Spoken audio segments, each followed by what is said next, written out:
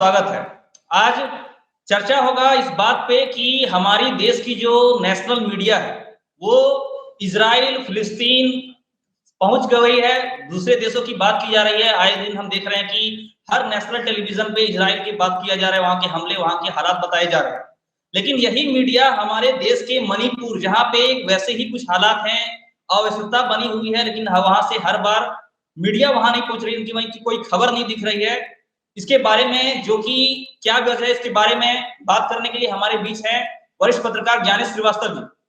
ज्ञानेश जी, आपके बारे में मीडिया के रोल के बारे में हम ये जानना चाहेंगे। एक तरफ से नेशनल मीडिया, हमारी जो पत्रकार है, मीडिया है, वो विदेश पहुँच गई है, लेकिन हमारे देश के जो हालात हैं, कुव्यवस्था बनी है, अवस्था बनी हुई है, इसके पीछे जो नेशनल टेलीविज़न पे दिखाया नहीं जा रहा है, आए दिन से आप देख रहे होंगे कि अभी फिर खबर वहाँ से आना बंद हो गया है, जबकि हालात वहाँ पे कुछ सुधार की कोई खबर नहीं आई। तो इसके पीछे क्या वजह है? मीडिया का यहाँ पे क्या रोल कर रही है? देखिए, ये दुखद पहलू है उमेश। आप इस रूप में देखिए कि इज़राइल और फिलिस्तीन में जो जो जी, कॉन्फ्लिक्ट है और जो खबरें आई वहां पर, तो उसके दूसरे तीसरे दिन सारे मीडिया के लोग वहां पहुंच गए, इज़राइल से रिपोर्टिंग कर रहे हैं, अब बता रहे हैं कि हालात कितने खतरनाक हैं और यहाँ ऐसे हो रहा है, वहां वैसे हो रहा है, हम होटल में लॉबिंग में हैं। जी, मतलब कि टीआरपी बटोरने के चक्कर में, जी, या यूं कहिए कि टीआरपी बटोर भी रहे हैं और साथ में अपना जो मूल कर्तव्य है उससे भागने का एक तरीका मिल गया, एक रास्ता मिल गया जी, कि यहाँ देश में रहेंगे तो आपको मणिपुर और तमाम मुद्दों पर बात करनी होगी। जी, 3 मई से मणिपुर में जो विवाद है वो भड़का है।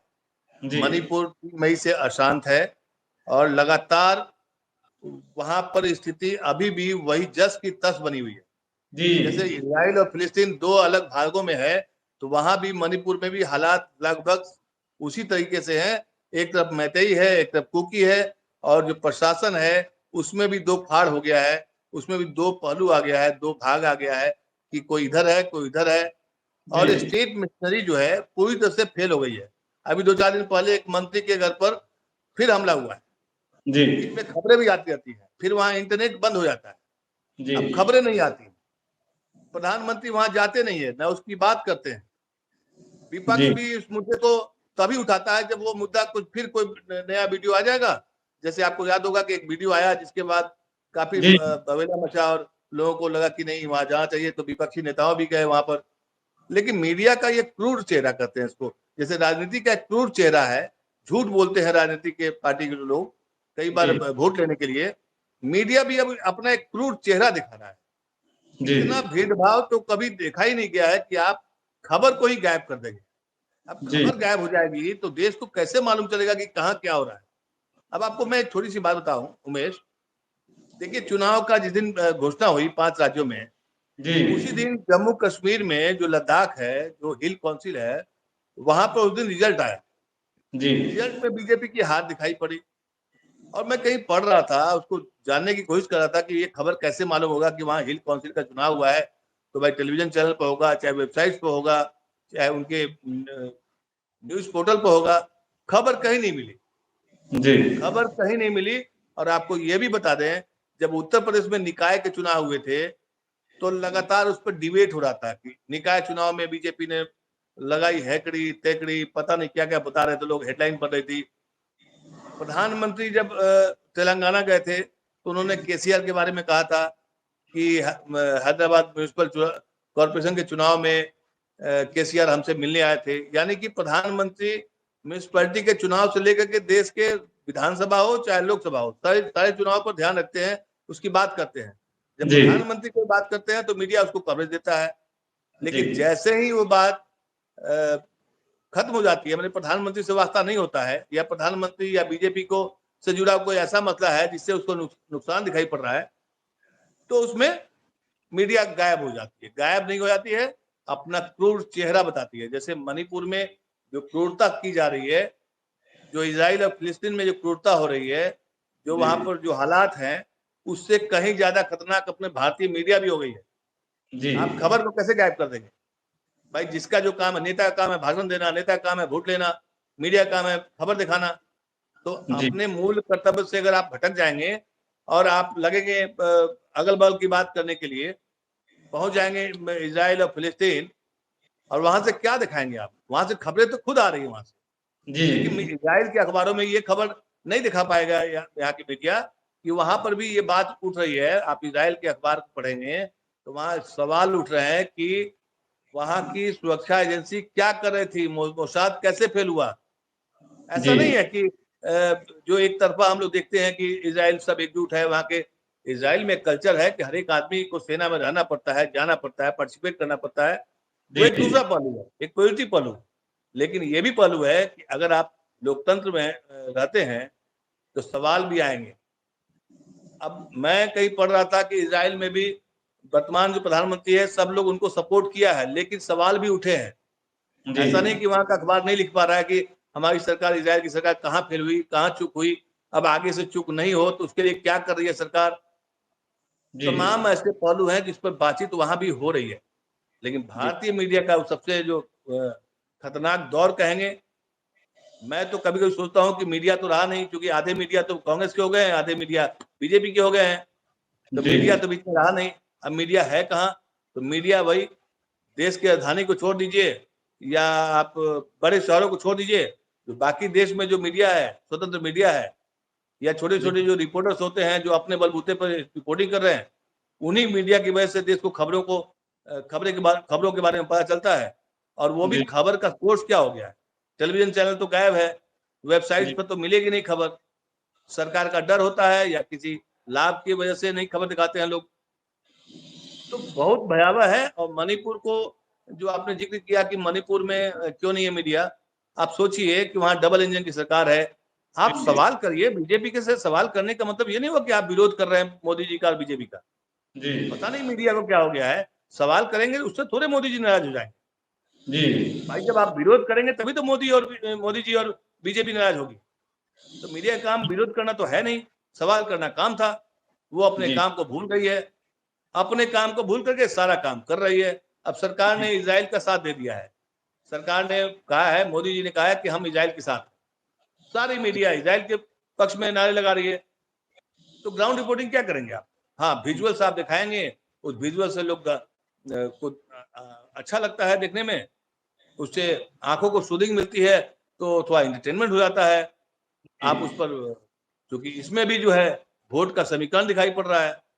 जी मीडिया पिछलग्गू हो गई है। मीडिया तो कभी कभी लगता है मीडिया है ही नहीं, क्योंकि जिन मीडिया के खिलाफ अगर मान लिया सरकार एक्शन लेती है, अभी हाल में आपको याद होगा न्यूज क्लिक पर छापेमारी हुई थी, वहां रेड हुआ था, वहां पर पूछताछ की गई थी। वो मीडिया जो है एक तरफा रिपोर्टिंग करता है। मतलब कुल मिलाकर हालात बहुत अच्छे नहीं हैं उमेश। और मुझे लगता है, हम लोग मीडिया में काम किए हैं, पहले इतने बुरे हालात नहीं थे। देखिए पहले भी मीडिया जो है, सरकार जो होती है उसके आगे पीछे थोड़ा बहुत करती रही है, जी लेकिन सवाल तो पूछने का काम था। जैसे जी मणिपुर है, मणिपुर में जाकर आप रिपोर्टिंग करेंगे तो उससे मोदी जी को फायदा होगा ना, या जी बीजेपी को फायदा होगा? समस्या कहाँ है? सरकार की मशीनरी जो गलत काम कर रही है या फेल हो गई है, उसी जी को तो हाईलाइट करना होता है मीडिया काम। जी मीडिया का काम होता ही नहीं है पक्षकार बनना। ये एक दुखद पहलू है उमेश, बहुत दुखद जी पहलू। जी उमेश। यानी से ये मीडिया, कोई भी देश की मीडिया का पहला कार्य ये होता है कि अपने क्षेत्रीय स्थानीय मुद्दों को, अपने राज्य देश के मुद्दों को सबसे पहले वो दिखाए, ज्यादा से ज्यादा उन खबरों को दिखाने की कोशिश करे जो आम जन लोग नहीं जान रहे। क्योंकि देश का नागरिक सबसे पहले उनके, अगर देश की खबर जानना चाहता है तो वो टीवी खोलता है, अखबार खोलता है, न्यूज रिपोर्ट देखता है कि हम देश में क्या चल रहा है जान रहे हैं। तो ऐसे में देश की जनता अपने देश के हालातों को नहीं जान रही है, लेकिन दूसरे देश के हालातों को जान रही है। तो इसमें सवाल ये होता है कि क्या यहाँ की जो मीडिया है, क्षेत्र मीडिया, डरी हुई है एक प्रकार से, या किसी तरह से कहीं से उसे कंट्रोल किया जा रहा है? क्योंकि ये आए दिन हम ऐसे देख रहे हैं कि जो खबरें हमारे पास आती है वो सिर्फ सोशल मीडिया या कहीं सोर्स से छोटे तरह से आती है, जब उसके बाद उसको किसी के द्वारा, नेता द्वारा शेयर कर दिया जाता है और उससे वहां से एक मुद्दा बनाया जाता है। तो मीडिया कहाँ पे या किस रास्ते पे चलने से हम ये उम्मीद कर सकते हैं कि आगे जाके मीडिया में बदलाव आएगा, और हम जो एक बड़े स्तंभ के रूप में लोकतंत्र में मीडिया को बड़े स्तंभ के रूप में मानते हैं, वहां से फिर इसमें बदलाव आएगा, हमें देश की और स्थानीय जो देश की प्रभावी खबरें हैं वो हमें देखने को मिलेंगी। देखिए मैं इसको संक्षेप में कहूंगा देखिए मीडिया आज का एक कैरेक्टर बदल गया है। एक हम जी। आधुनिक तकनीक के आने की वजह से अब हर व्यक्ति मीडिया है। अगर आपके जी, पास फ़ोन है, तो आप भी जी, मीडिया हो गए और जी, आप अपनी खबर को शूट करके आप वीडियो आप ट्विटर पर, सोशल मीडिया पर पोस्ट कर दीजिए। देखिए वो जी, खबर अगर वायरल हो जाता है, तो उसको नेशनल मीडिया भी उठा लेगी। जी, लेकिन जैसे ही खबर ये अगर सरकार के खिलाफ होगा या सरकारी मशीनरी के खिलाफ होगा, किसी भी जी, सरकार की बात कर रहा हूँ मैं, सिर्फ जी, मोदी सरकार की बात नहीं कर रहे हैं। जी, आप जहाँ रहते हैं, आप जैसे झारखंड में रहते हैं, वहाँ झारखंड में अगर हेमंत सोरेन की सरकार के खिलाफ करेंगे, तो फिर आपकी खबर वो दब जाएगी। जी, तो अब देखिए मैं आपसे बोल रहा था कि लद्दाख में मान लिया चुनाव होता है, जी, वहाँ पर मान लिया किसी पार्टी को जीत मिलती है।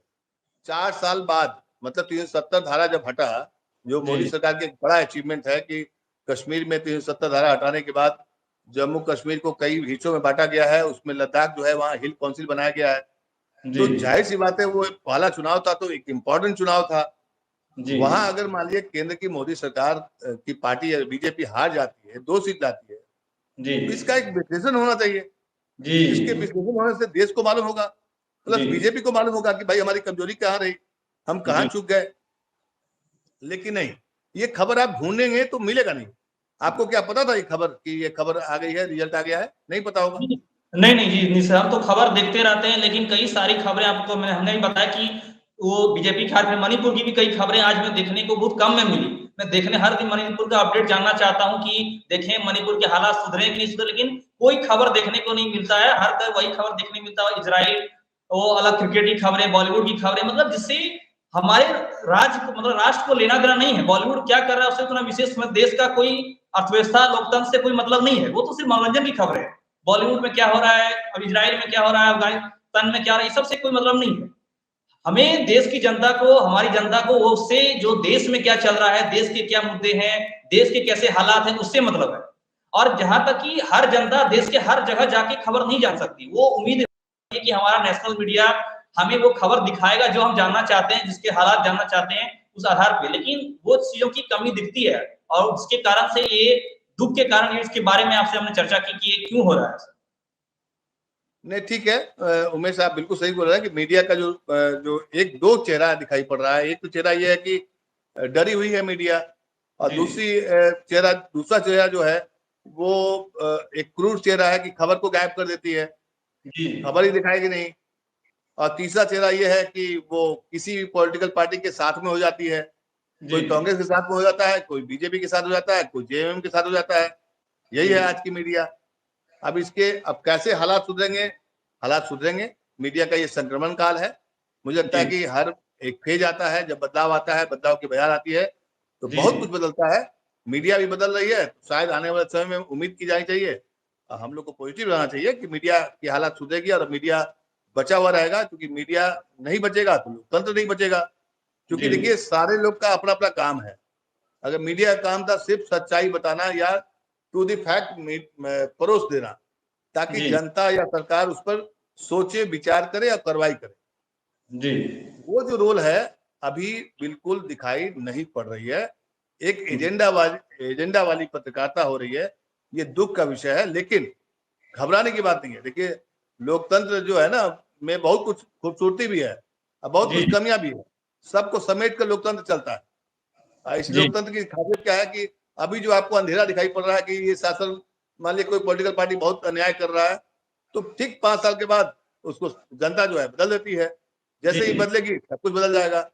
जी। ठीक है उमेश? ठीक है, धन्यवाद ज्ञान जी, आपका चर्चा में जुड़ने के लिए। एक बात तो सही है कि अब आने वाला समय हम भी उम्मीद करते हैं कि मीडिया में बदलाव आए और वो जन सरोकार की खबरें दिखाएँ। आपका चर्चा से जुड़ने के लिए बहुत-बहुत धन्यवाद और दर्शकों से भी इजाज़त लेंगे। जय हिंद, धन्यवाद।